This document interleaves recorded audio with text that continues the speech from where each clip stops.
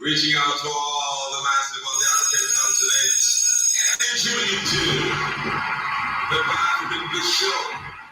There was none other than Joby from Monday to Friday. Stay tuned. Andrew Robinson, love, respect, and justice for all. Big up, massive.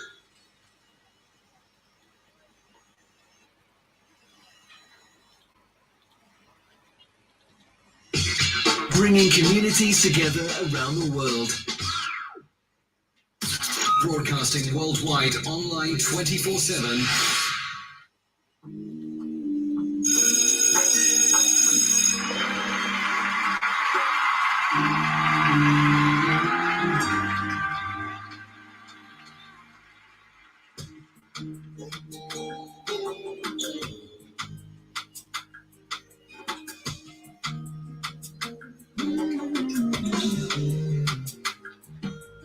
Penzi wangu songa karibu,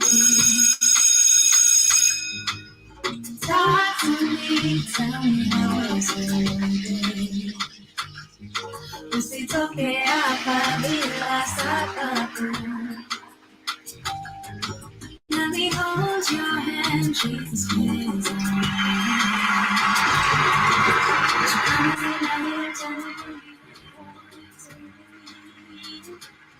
Sino kama vile nipenda yeye smartly.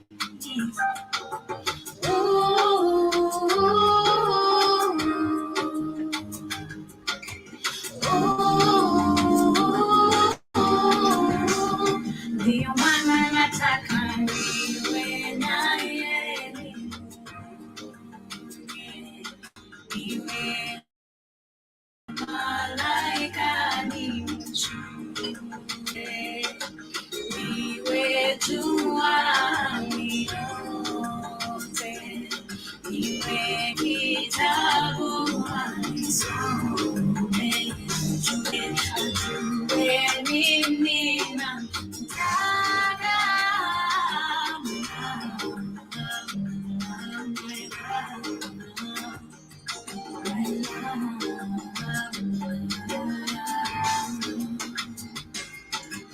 Tell me you think of me the way I think of you. Tell me you want me 'cause I promise I want you to.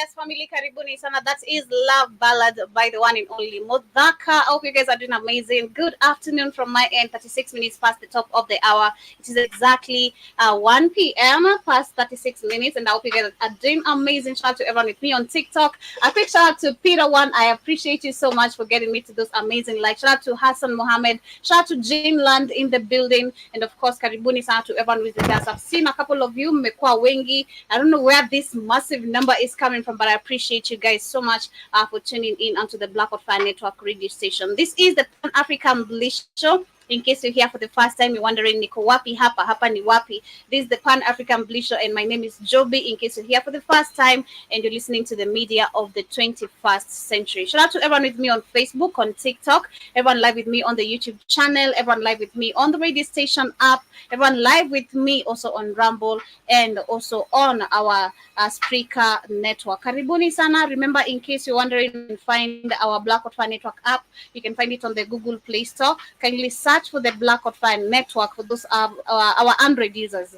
Specifically our Android users, because we do not have yet our application on the Apple Store, but you can find that on the Google Play Store. And of course, download our app, which gives you the opportunity to win some merchandise, because we have amazing things to win, especially on the Vibe Show, which is aired every morning from 8 a.m. to 12 midday, and you stand a chance to win some amazing cash prizes and amazing things. So do tune in and catch up with Shumani and Iwaton. But anyway, karibuni sana once again. We also have amazing things coming your way on the network as well. In case those who are maybe iPhone users and you're wondering how you can tune in, rather join us, that is through our website, that is on the www.blackoutfanetwork.com. Sign in using your nickname, your username, whatever username you want to use, and of course stand a chance also there to purchase some amazing products we have over there. Remember, I've been showing you guys for the past 1 week what we have that is on our apparel store and on the Black Hot Fire Network store, which actually under the categories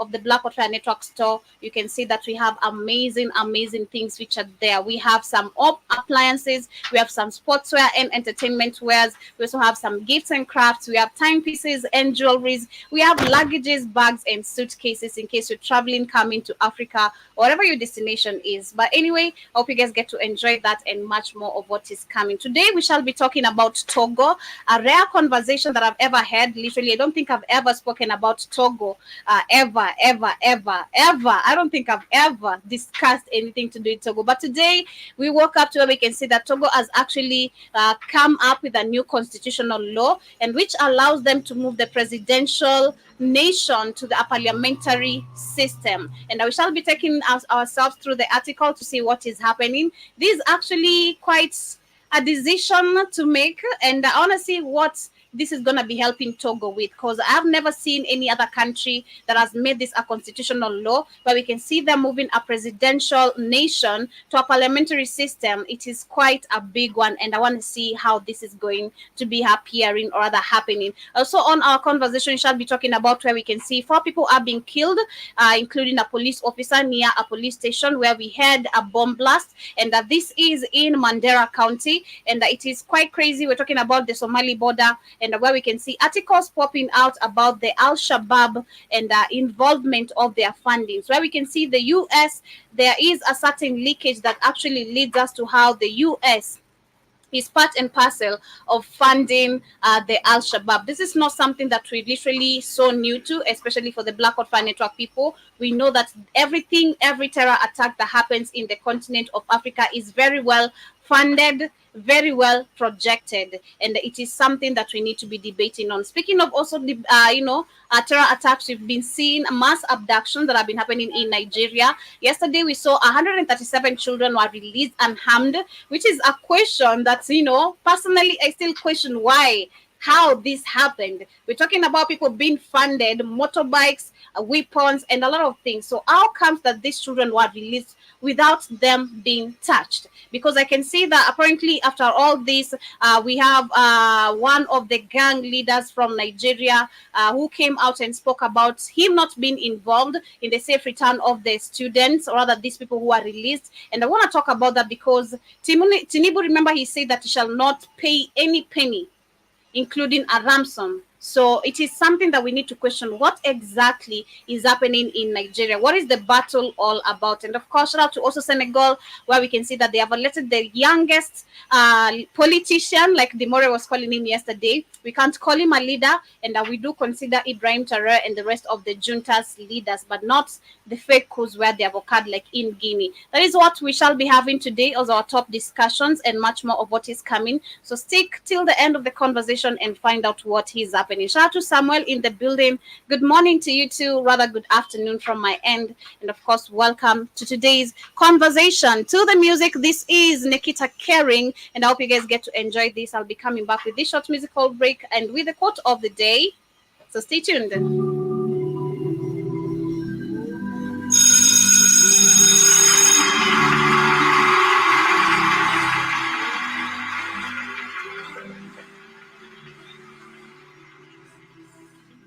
A quick shout out to Collins Mackenzie, shout out to Zach in the building, shout out to Dr. Mapenzi. Shout out to Chester Bernard in the building. Big up to John Waniki in the building.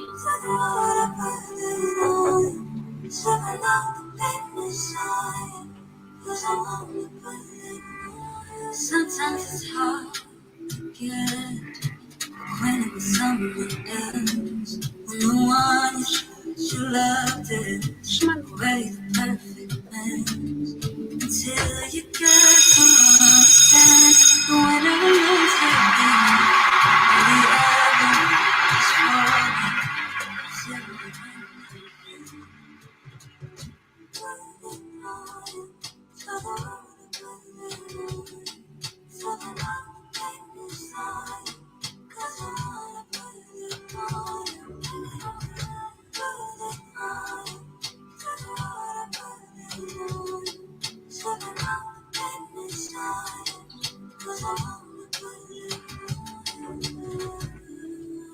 You thought it was better for them to blame themselves for everything than you admitting to falling out of love. You're avoiding guilt. It's not worth it. I regret it. It was me, you know. I wasn't in love. I just loved being loved. And you gave me hope. I hoped I'd fall for you. God, I tried. But I couldn't. So I put the blame on you. For mistakes a kiss could easily fix. And like before, I figured it would make me happy.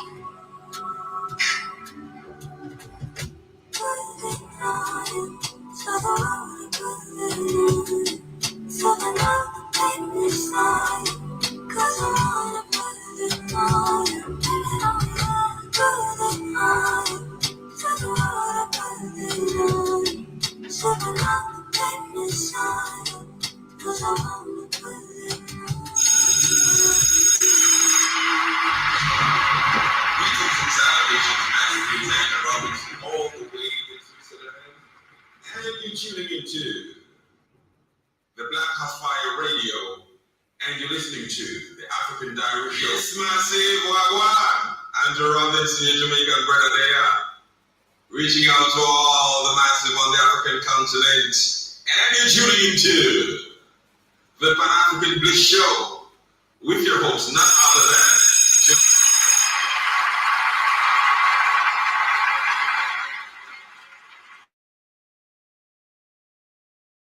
Yes, and Karibuni sana once again. A quick shout out to Samuel in the building and to everyone joining through YouTube, everyone with us on Kenya in the building. Shout out to Pal Hope in the building, and a shout out to also everyone with us on Rumble on the radio station app itself. Hope you guys are doing amazing. You can hear me loud and clearly. My quote of the day today is about success. which says that success is the sum of small efforts repeated day in and day out. Remember, you cannot be successful by just sitting down, wanting to become an OnlyFans person, and that's how you expect to earn your success. It can never happen like that.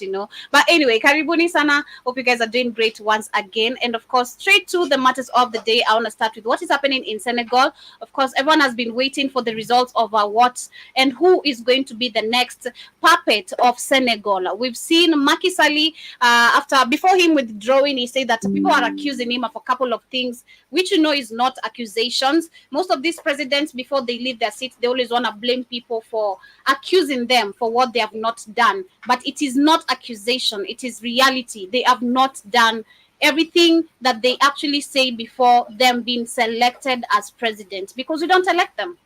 They are selected. I don't know how Bassirou, that is his name, the youngest now leader of Africa in the African continent. And we're not talking about, because we have youngest leaders, and this is a politician. Let us call him a politician. Youngest politician in the African continent, because we have young leaders. We're talking about Ibrahim Traoré.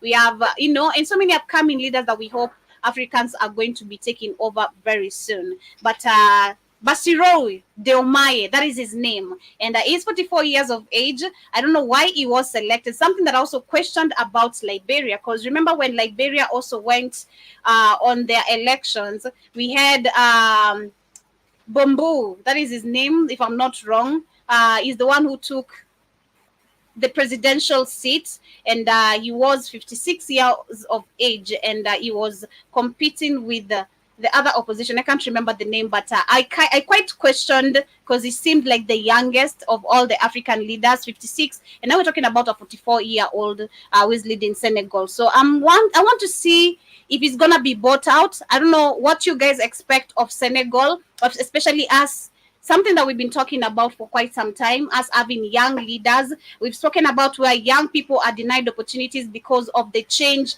young people are yearning for. And of course, you being young, you understand your fellow young people, and you want to fulfill their wishes, their desires, and also making the country work, which we've seen most of these presidents who are very old have failed to do.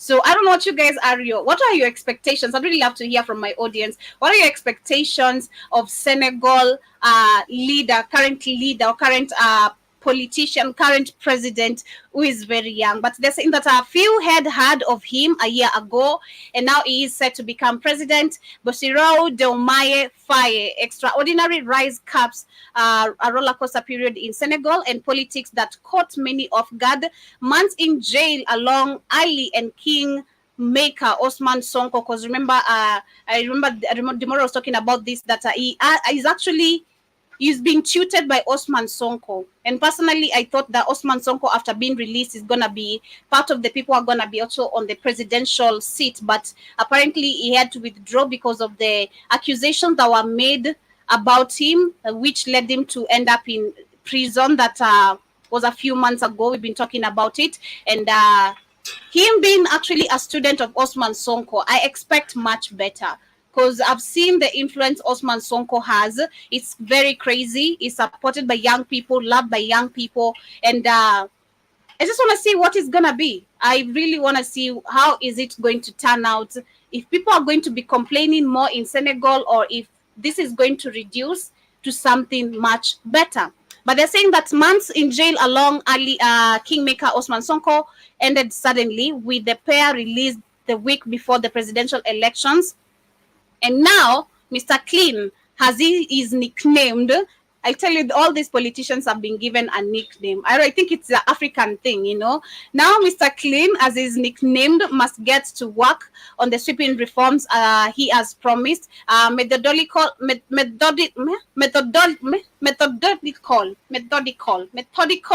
and modest are words often used to describe the tax collector who celebrates his 44th birthday on Monday. So he's a tax collector. That is number one. He is the same as Ruto. That is one of the nicknames you can see that they have literally given to him. And also adding that Mr. Faye fondly recalls his rural upbringing in Dianganiao, where he says he returns every Sunday to work the land, and his love and respect for the village life is matched by his deep distrust of Senegal elite and establishment politics. He's never been a minister, and he wasn't a statesman, so critics question his lack of experience.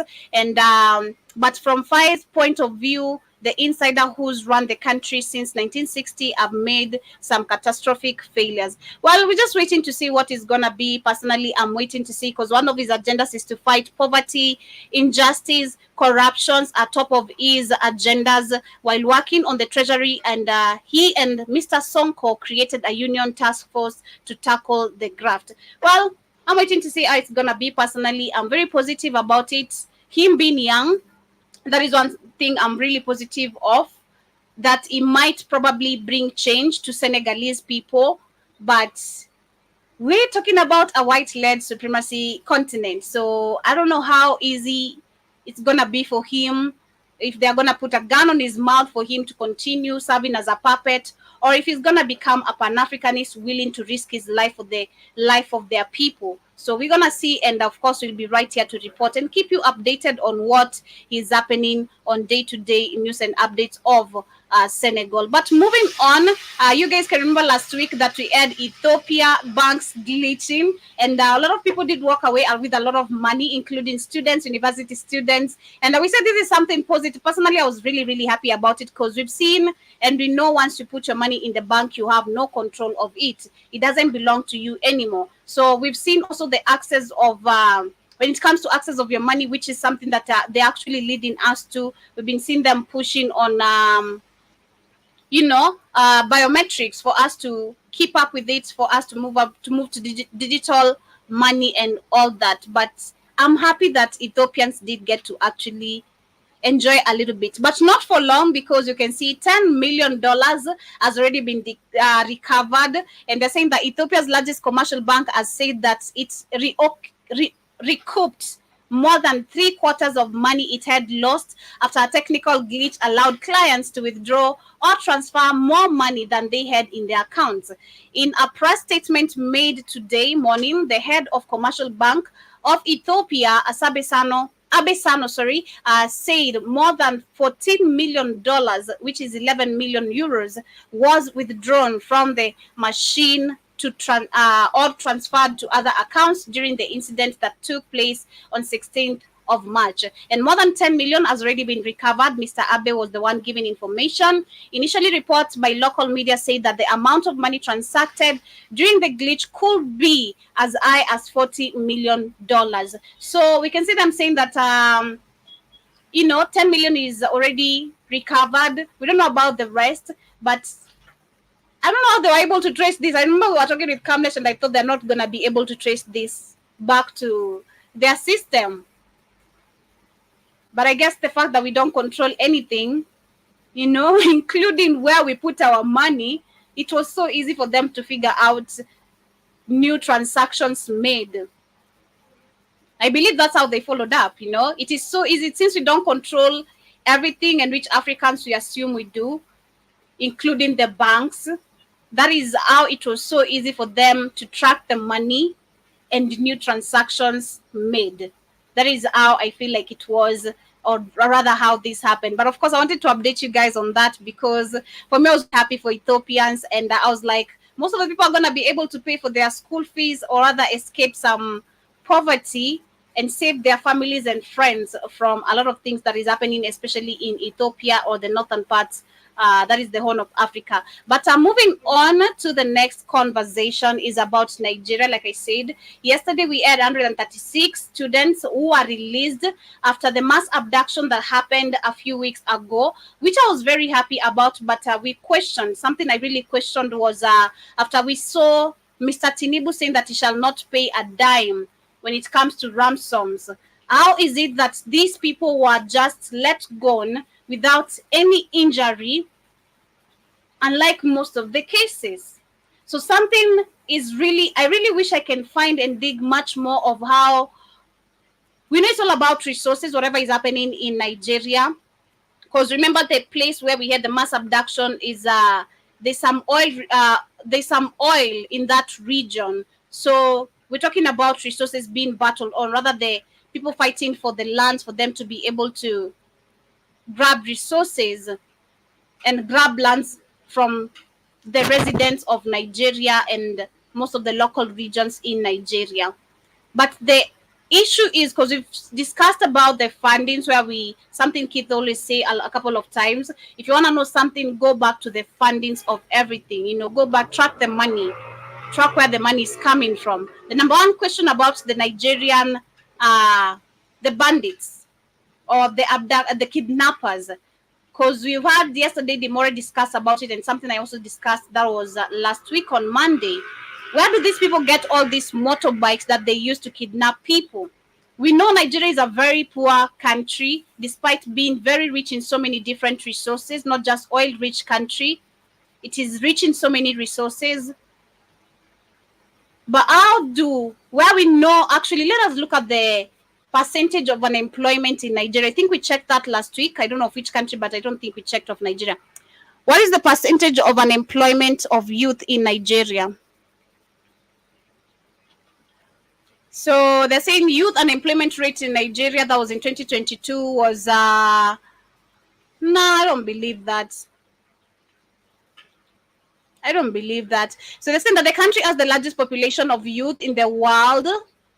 The country has the largest population of the youth in the world, and a median age of 18 years. About 70% of the population is under 30, and 42% is under the age of 15. The overall quality of life for the population is of concern, and there are high levels of poverty, unemployment, and insecurity of food, lives, and property.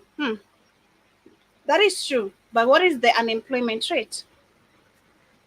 We can see the percentage of the population of the young people. It is very high. But what is the rate of employment or unemployment?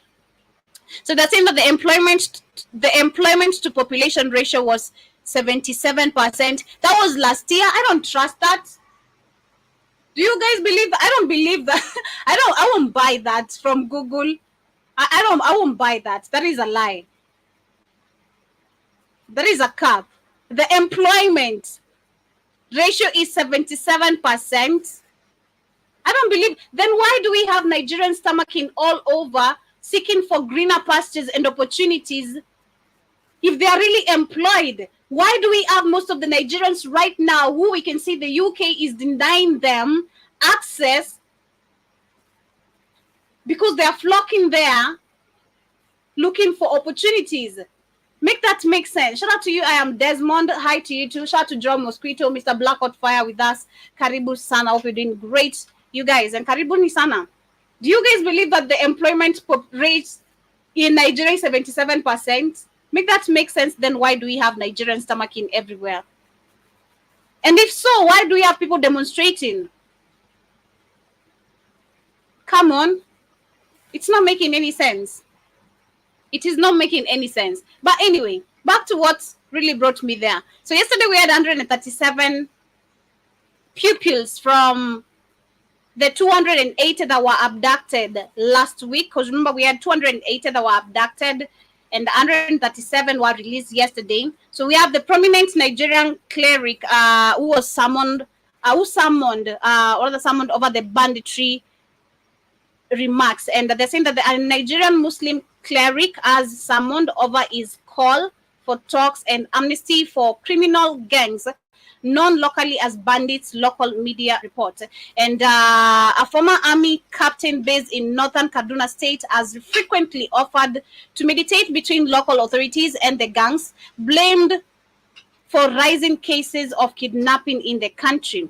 Recently, the cleric is reported to have offered a dialogue with kidnappers for the release of the dozens of pupils who were captured by gunmen earlier this month from school in the northern west town of Kugira. The Kaduna State Governor Uba Sani said Mr. Gumi was not involved in the safe return of pupils, informing them information by the Minister Mohammed Idris on Monday, which said that the security agency had invited Mr. Gumi for questioning noting that the cleric is not above the law. And he also says that when you make remarks, especially those that border on our national security, it is incumbent on our national security to think further, and they are doing just that. Mr. Gumi has previously claimed that to have met bandit leaders to abandon their kidnapping activities. Well, whatever is happening in Nigeria, it is just for Mr. Tinubu, for him to give us answers. That is what I believe. It is up to the president to literally be the one ensuring that the people he has appointed to serve the country, they are doing exactly what is expected. But in Nigeria, and like most of the African countries, it is all about looting resources. Favor the white man as much as you can. Even if your people are suffering, they don't give a nut about it. They don't care how many people get abducted, how many years after their release is, how many years it's gonna take after their release. Like, take a look at the Chibok girls. Buhari has just gotten out of the seat after claiming that since 2015 and the period he left the country, that was 2023, he left the country in the best state that it has ever been. But when you look at the cases of insecurity in Nigeria, they had risen even way worse than the way they had been. But none of these leaders are willing to do a goddamn thing. So this is all crazy. All these funds, we see them being used for foreign trips to ensure that our countries are developing. Why won't we use this to literally buy strong weapons, required weapons for us to be able and build strong militaries that are going to be able to tackle or deal with these bandits? Why do we always need, because in this kind of cases, this is where we see the UN intervening. This is where we see the EU intervening. This is why you see all of these fake organizations always coming in between what is happening to Africans, trying to find a solution for them while they know they are the cause of the problem. Hegelian dialectic. It is super, super crazy. But shout out to UK Williams, hope you're doing amazing. And thank you so much for tuning in today in the morning. I see Kitty says that they're saying that the majority of the country is unemployed job. Okay. They say the employed to population. The employment to population ratio in 2023, that was last year, it is 77%, not unemployment. Employment to population ratio. Unless I'm the one misunderstanding this. Unless I'm the one misunderstanding it. But I also see you saying that that's very high. They are saying that 77% of the population is unemployed. True? Okay. Maybe I'm the one misunderstanding it, because the employment to population ratio. Okay. Maybe I'm the one, I'm not understanding English, not my term. They should write it in Swahili, But John Mosquito says that they are Nigerians living in tents in Ireland for miles on roads. I mean, it is super, super crazy. Make that make sense. Make that make just sense. We were checking in Kenya the other day, where we saw in Kenya, they said in 2022, unemployment rate in Kenya remained nearly unchanged at around 12%, where the youth unemployment rate refers to the share of workforce age 15 to 24 that is currently not working but is actively searching for work. Why do you have people at the age of 15 working? It is just so crazy. In Uganda, we checked Uganda, I think that was last week. The youth unemployment refers to the share of the labor forces age, okay, and 6%. For them, they're saying it is 6%. It is more than that. I believe Google is giving us lies. The unemployment rate in Africa is very, very high. It's very, very high. Very, very high. It's crazy. But anyway, moving on is about Rwanda, and where I can see that Kagame is very, very serious when it comes to protecting his country. And I think he's not, I don't know if this is all about carbon emission, or if this is something that he knows we're not supposed to be doing. I don't know under whose favor this favors. Is this supposed to be the Rwandese, like the rest of the Africans, where we should not be seen as cutting trees, because we know we should not be cutting down trees? Or is it all about carbon emission? But anyway, we can see that the Rwanda Parliament has passed a bill restricting the cutting of trees, where they're saying that they have passed a bill that proposes stricter regulations to protect forests in the country. And the bill forbids the harvesting, use, and trade of immature trees. It additionally requires Rwanda to obtain permits from authorities before cutting any trees, including privately planted ones. And the bill also proposes harsher penalties for those who cut trees before they mature or without a license, and with fines of up to 3 million Rwanda francs shall be charged. And they're saying that this law aims to further preserve the environment to prevent the effects of climate change. And the lower house of the parliament was the one passing this information yesterday. Rwanda also aims at using the bill to sell carbon credits, like we said. I was just saying, I don't know, but there it is. Rwanda also aims at using the bill to sell carbon credits. Pro-government New Times new website reported last year, citing Environment Minister, that is Jean, I can't pronounce her name, but the proposed law is unpopular among many Rwandans who view it as an inconvenience that will make it difficult to access wood for cooking and construction and the common uses. Rwanda tree conservation efforts has grown, and the country's forests cover up to 10%.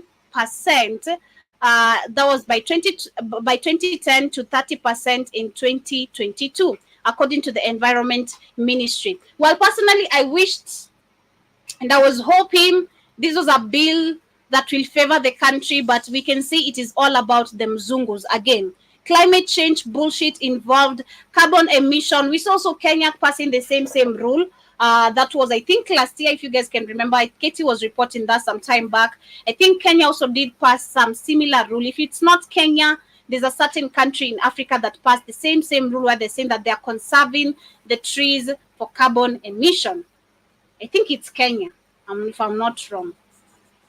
If it's not Kenya, is one of the countries. I'm not sure which one, but yeah, it is a good thing to understand that we're not supposed to be cutting down trees, but for this is not something that is literally serving the best interest of Rwandese at this point. That is what we can say. And again, when I say Rwandese complain about firewood, we can find firewood in so many different ways. You don't need to cut down trees to get firewood. That is one thing I'll tell you for free. You don't need to cut trees to get firewood. I have grown up as a firewood fetcher. Personally, I used to fetch firewood, and you don't need to cut down trees to get firewood. You don't. If you have time to collect firewood, you'll get the right things. There are right trees to cut down, which literally serve no purpose. But you don't need to cut down trees. I think that is one of the most education that the Rwanda people need to be educated about. You don't need to cut down trees for woods, for firewood. For construction, well, I do support Rwanda, where they're saying that you should not be cutting trees immature if they're not mature. Well, if it is for construction purposes, well, we have to wait for trees to mature, because you can't be using wet bricks or wet woods to construct a house. It is going to collapse. It's going to soak water, especially when it rains. So you need to have something that you can be relying on. But I also see Keith was saying that that's the majority of the country doesn't have employment. Okay, I got you, Keith. And I also see you saying that that lets you know that Kagame is a puppet, and that agenda 2030. Exactly, that is true. And shout out to him. I'm not surprised personally. We expect much more coming from Rwanda, coming from Kagame especially. I expect very much more. But moving on is about Malawi and the ongoing cases of drought. It was just last month we were talking about Zambia. which is also facing the same situation. And we pulled up some few articles where we saw that Rwanda and Kenya were supposed to be collaborating in terms of farming, but none of this has been seen happening, nor any activity happening.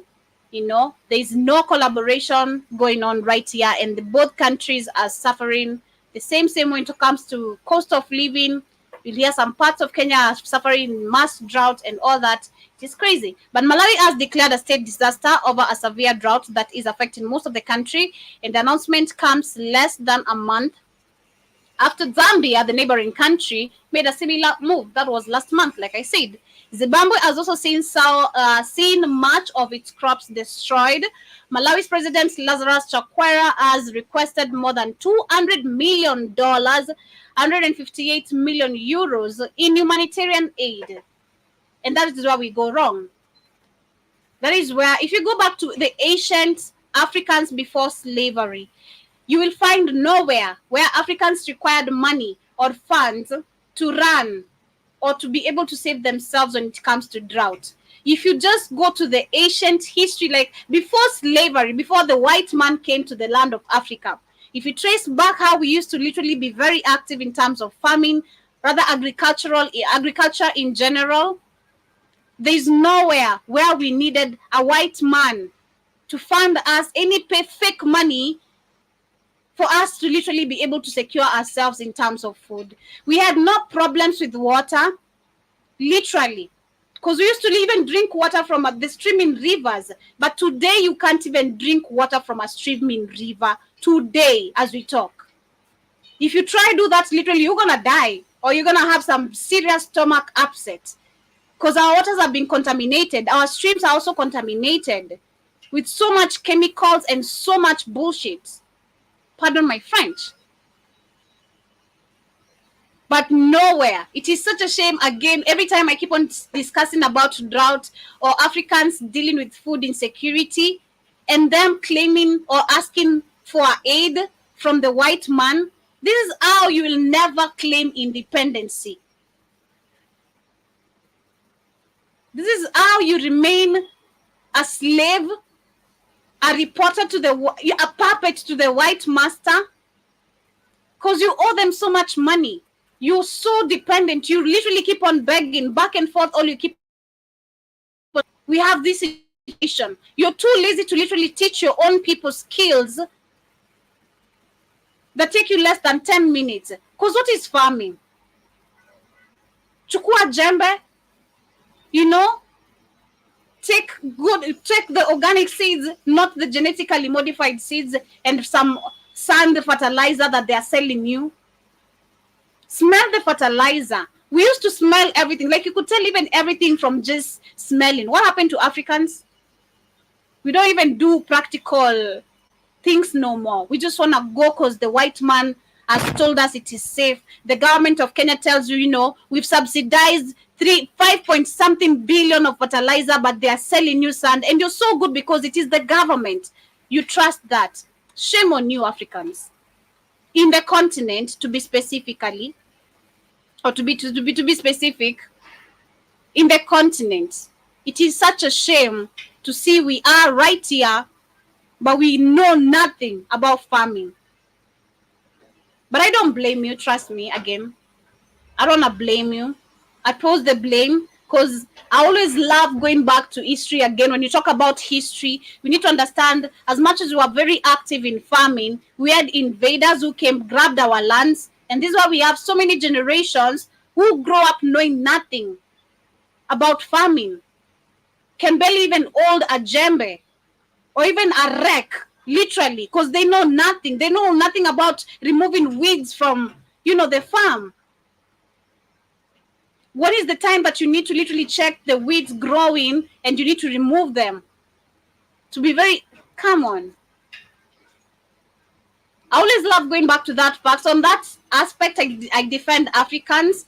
If you come to me and talk about where my ancestral lands is something we're still fighting for, or I never had any ancestral land, and that's why I have no skills or don't know anything, I just know GMO maize and GMO ugali, then on that point, I literally understand you. But are you willing to learn? If so, fine. Are you willing to fight back for what is yours? If so, then okay. This is where we go back again to what we were talking about yesterday, where we need to check the percentage of how much land has been grabbed by our invaders. Let us call them our invaders, our foreign friends. How much land has been grabbed by them? What's the percentage? And we take it all back. There is no compensation here or even being friends. Oh, you take this, you divide this. There's no dividing. We take it all because we need it all as Africans. Have you seen our population now? It's growing crazy. And that is that is a threat that the rest of the world has. Something that we were talking about yesterday. Agenda 2030 is literally to wipe us off as African people. Carbon is all about us. Carbon emission. You are carbon. You need to wake up.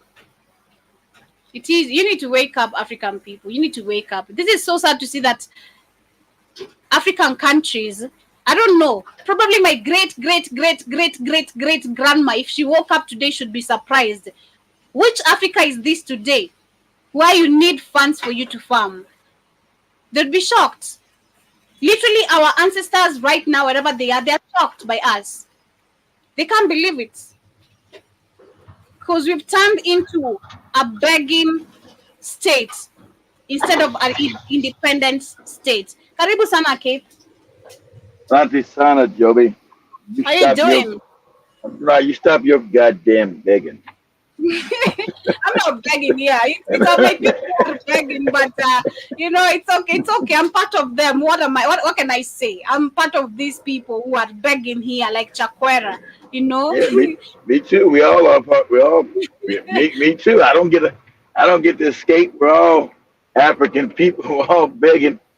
Hell, we're begging in America for reparations, please, white man. Give me reparations. He turned around and said, "Shut up, nigga. You're not getting no money." So yeah. A lot of that land has been stolen. So that's why these traditions haven't been passed down recently, because the land has been stolen from Africa. Like when you looked up Namibia yesterday, you seen that Germans, just 2% of the population owns the majority of the land. No one would ever allow this but African people. Who would ever allow this? Nobody but African people to allow people to come steal their land. And let me make sure you understand that stolen. Africans never gave no Germans no land. They came, stole it all, committed genocide. And still today, the Africans have not went back and taken it back. And this is what white people scared of, because they know the youth. That's when before that Namibian president, the youth always said, listen, it's going to be civil war here. We're not good. These people stole our land 100 years ago, and then they're just going to sit on it, and the wealth of the country is given to them. And we're not going, and it's our land for millions of years. And we're just supposed to sit by and say, well, white man stole it, and that's just what it is. Nah, we're not going to keep doing that. We're not going to keep doing that. That's why you got all these fake elections in Africa, to make sure that Africans never get back their wealth, family. That's what all these scams are about, the wealth of Africa. Well, I'll say that it is so sad to see that, and Africans never realize, when we're the ones taking it to the streets, you'll never see a white man coming to support us. Yay, I'm part of Kenya. And especially the Indians who have already been given the citizenship right here. Ain't it funny? No, we're supporting the economy situation. Because they're not the ones suffering. They're not the ones in poverty. Exactly. They remember they came and stole what they wanted. They ones living good. Usually Indians impoverished in Kiberas in Kenya, or living on the sewages in fucking Nigeria, or living impoverished in South Africa. They was living good off of African wealth. White man and the Indian. Now the Chinese man's coming. They're all living good off Africa's back. But the African. So why am I going to protest with you? I don't want things to change. I want you to stay impoverished, so I'll stay wealthy. I'm not, what? Protest by yourself. Man, it is crazy, and I believe that is one thing that as we talk about how Africans will organize revolution, those are some of the things you'll have to one of the key points you'll have to check on. Check on the percentage of the land stolen in your country. Check how these people have been getting favors, especially from your government and your system. And, just go back to history, check a lot of things that you've been seeing when you demonstrate, Exactly, like I'm Joby. seeing you don't see them in the streets. When you're talking about hunger and drought, these people have the most percentage of the lands and they are farming very well. And they are not Exactly. using GMO foods, they're not using Exactly. the GMO seeds. No, I bet no, probably because no. they know better, Why you don't see those white people that own the tea farms and the coffee farms in Kenya, which are gorgeous, out protesting because they're Mm-hmm. making billions of dollars, and they were set up like that when they put their puppet Kenyatta in the beginning of the country. They own all Exactly. them tea farms. Go ahead, Joey. Mm-hmm. And they have gone ahead to even deny people job opportunities in the lands that they have still stolen in Africa itself, where they Yeah, want. of course. They are bringing There's no, machines to take over the jobs right of now. course. It's crazy. There's no Mm-hmm. there's no respect. I came to steal and rob. I'm not like I don't give a fuck whether you work or not. Or whether I keep enriching myself and my family. And you since Mm-hmm. you being African, you're nice and kind of loving. You hadn't had the common sense enough to take back your land that I stole. Mm-hmm. Only one, like I said, the only one taking back that land that was stolen was Zimbabwe. The only country that said fuck it, no more. And that's why they tried to put them under sanctions like this. Was Zimbabwe, and Zimbabwe even waited 20 years. They went to war, beat this white man, and they still, as Africans are so nice, still did take back the land Mm-hmm. until 2000 when they went to Mugabe because they won in 1980. So in 2000, they was 2000 or 2002. They went to Mugabe. They said, "Listen here, man, we about to overthrow your ass, and we about to take all our land back. Fuck this. We've been waiting 20 years. You talking this stupid shit to us. 20 years we fought and we died. Kids died. We died in these wars fighting this white man. And you telling me we still supposed to keep sitting around? You keep talking, yapping up at the mouth for 20 years?" So Mugabe was back. He was against the wall because they were going to throw his ass in Zimbabwe because he was another 20-year president. They going to throw your ass, nigga. Tired of listening to all this dumb shit you talking. It is And now, crazy. So, and now today, I'm sorry, y'all. And now today, white man's crept back into Zimbabwe and listened to the proposition. Hey, you need to give us money for the land that we stole from you, or give us the land back. That's what they're saying in Zimbabwe today. White man never left. And even in South Africa, you got the white people talking about, we need to take part of South Africa and make it a whole different country. The mm-hmm. Cape Town region. Only Africans put up with this kind of shit. Go ahead, Joby. Insane. But shout out to Marty. Thank you so much for tapping the screen on TikTok. And to everyone who's joining in, I see you guys on YouTube. Asanteni sana. Kindly hit the like button. Do share this amazing conversation with your family and friends. And join us if this is your first time by subscribing on YouTube, rather following us on Facebook, wherever you're streaming live with us from. And also download our app on the Google Play Store and enjoy amazing things we have over there on the network or rather on our website. But anyway, to the major conversation of the day, kindly keep mute your mic. Oh shit, you made it for me, Joby. I'm not near my phone. Oh, okay. All right, let me do it. But yeah, moving on to the next conversation is about Togo. Something very surprising, and I don't know how many of you have heard of this, but this is my first time seeing something like this happening in any other African country, where we can see that Togolese will no longer elect their president. And that was late yesterday, where the lawmakers did adopt a new constitution introduced by members of the ruling party, which transitions the West African nation from a presidential to a parliamentary system. And the country's opposition, which boycotted the last legislative elections in 2018 and recently denounced irregularities in the election census, is poorly represented in the National Assembly. In one of the main changes brought by the new constitution that makes lawmakers will elect the president of the republic for a single of 6-year term, and the position of president of the Council of Ministers was also introduced, and its holder will have full authority and power to manage the affairs of the government. The president of the Council of Ministers will either be the leader of the party, which secures the majority of the legislative elections, or the leader of the winning coalition of parties. The president of the Council of Ministers will rule for a 6-year term, and the MPs will be elected by direct universal suffrage, and secret for a renewable term of 6 years. The new constitution was partly passed by lawmakers whose mandate was set to expire last year. It wasn't a mandate. What they're doing, they just took a power grab. They tell you we don't want no election. They're telling you they're taking over the country because the people don't want them in there. So that's good. I mean, it's gonna be a revolution. All these, what they're doing, they did a power grab, saying we want to make sure we stay in power forever. The same shit in all African countries. You got the despots that Togo's been put in power by the French. This is them making sure that they don't ever get out of power, Joe. Making sure that it's a puppet organization that needs to stay in power because it benefits the ruling class that rule the country and the French that rule the country from behind the scenes. That's what you see happening. I believe Africa really we had true working politics like we hope to have. These are people need to be involved in such kind of matters because I've seen so many cases where these presidents go use the name of citizens. Let me claim, like let's say Kenyans or the Togolese, they supported us in this. I've had Kagame say that a couple of times. Oh, Rwandese are backing me in this. They love me. They support me. It's all lies, you know. And yes. Yeah, that's what I'm saying. That I believe if it was a working nation or a working state, this is why we need to have people's thoughts and people's vote also involved if they want this to be part of or not. But it is when you say that this is how they want Africa to continue being. This is why they are making decisions amongst themselves because it only favors their narrative and the people they worship, other the people who controls them and controls Africa.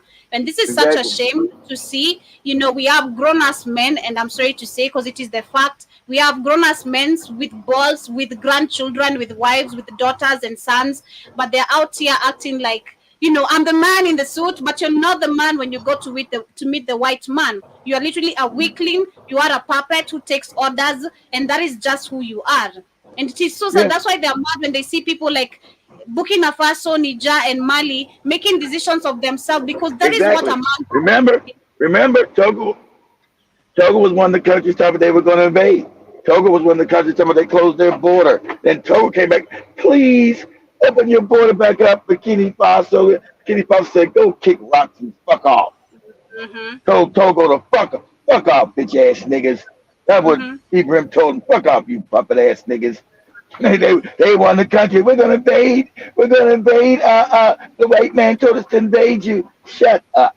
So this what they're trying to make sure they keep power of the country, Joby, because the youth are gonna take back all these countries. And Africa is nothing but youth, and they've all been impoverished. They've all been kept ignorant. They've all been left out of the economic system. It's not just Nigeria. It's all of Africa. All of Africa. And the common sense tell you all Africa had to do was build its own manufacturing plant, build what it produces, what it extracts from the ground, put it in the manufacturer, make finished goods, and you sell it. Africa doesn't need to import anything, so why is Africa importing all this shit from fucking Europe, who extracts the shit from Africa, takes it to Europe, builds the shit, and then sells it back to Africans? That's the whole scam. Same thing about the oil in goddamn Nigeria. I'll extract the oil. I'll send it. This is how they propped up South Korea that didn't have no economy. All these countries have been propped up by Africa. So they were forced to go get their oil to South Africa, let them refine it, and sell them their oil back. What kind of crazy ass shit is that? But that's the whole African scam. And these puppets have enabled all these scams as long as they got their little piece of the pie, which is very little. That's why they've been kept in power. But with all these youth rising, that's why these African leaders had no problem and giving the DACCI because they're scared of their own youth population because they're all criminal. They're scared as fuck because the youth too many. Because if they were not scared, we should have seen them doing the Magufuli way, you know. Exactly. But because they're proud to the ex-politician of Zimbabwe, the one I've shared the video that was some time back, who said that, you know, people are saying, was it Zimbabwe or Zambia, one of the two countries, who said youth are waking up. Youth are seeing that things have not been working. The way they keep on changing the presidents, hoping that this is gonna be a better one, But the I think it was system is Zimbabwe. just the Stays same. the same. Yeah, That's right. the system That is was the a same scam. way. And That's what I'm trying to tell them. That's what I was trying to tell the more Joe when they hear the singing leads all outside chatting. Yeah, happy. That don't mean shit unless you change the system. Because that exactly. person you put in there, you better find out whether he works for you or works for the goddamn people. Works for the other people that kept the other ruling party in power since the 1960s. It's always in Africa people ruling for 60 years on the same party, which is absolutely insane. So that before I said, the more you see, they're ignorant. The youth, they're ignorant. They don't know. They think they jump up there. Yay! We got a new leader! Yay! They don't know if they Well, change the system I or know, I not. know they're happy because he's young. That's what I was saying. They're happy because he's Of young. course, Despite him being, a student of Osman Sonko, it only matters if you're gonna become a Pan Africanist who's willing to die and stand exactly, for the lives of their exactly. people. And if you're willing to That's go with it. the same system that you're not nothing, you're not anything different from the people who have just left the same seat. You're Exactly. just another puppet, and I hope Senegalese are gonna be able to see that the same way they were able to see Macky Sall was not working for them and their interests. But anyway, family, that is where we wrap it up. I came in late, and I don't want to take much of the Uh, time left here. did you I want Aloy did you Shimani and did Iwaton you to have their show. did you have Sheila and Christine go help you, Joby? I'm Yeah, gonna yeah, yeah, ask. yeah, yeah. Okay. Yeah, they. I won't say the whole thing. I know how mad No. you'll get. I know how mad you'll get. I just asked that. As I Yeah, told, yeah. nobody knows but me and you. Yeah, they did. They Uh, did help me. Thank you. They did. That's why I came all in right. late. Yeah. But anyway, family, much love. Much, Asanteni sana much once love, again. family. Thank you, Samuel K. Williams, to all the amazing silent listeners over there. John Mosquito, I see you. Shout out to Sam. Shout out to Mana Badman. Shout out to Oscar Oskedo. Hope you guys are doing great. And Asanteni sana for tuning in on today's episode of the Pan African Bliss Show. See you guys later on the Black Kings frequency. Shmani is coming up next with Iwaton. That is on the network, on They're, the they're BHFN. gonna build a network. If you guys will look, they're building a network, guys, because they're gonna play music. So go on the network or go to TikTok channel and see E. I can't pronounce that. I'm like more. I can't remember that name. Go look at E and Shimani. Okay, Peace, man. yes. And Peace. remember, tonight I shall be also on the radio. Kamlesh is not in today. Yeah, Quick Joey be recovery. jamming. Joey likes to jam by herself anyway, so I'm trying to pretend she don't like it. Yeah, it's awesome. I like it when I'm by myself and also when I'm Kamlesh. But yeah, quick recovery to him, and I hope he's gonna be feeling better by tomorrow. But anyway, family, much love once again. Thank you so much for tuning in. Peace. Hold on, Samuel, my Jamaican friend. You find Joey, her husband, from Jamaica yet? Wagwan, Samuel. Wagwan. To all the massive on the African continent, and tuning into the Pan African Bliss Show with your host, none other than Joby. At least, as much as the Kenyans love Jamaicans, I know the Kenyans don't think that the Jamaicans are not African. Because I've seen Africans even thought that Jamaica was in Africa. It's like, nah, Yeah. man. Crazy on the song, I carry you.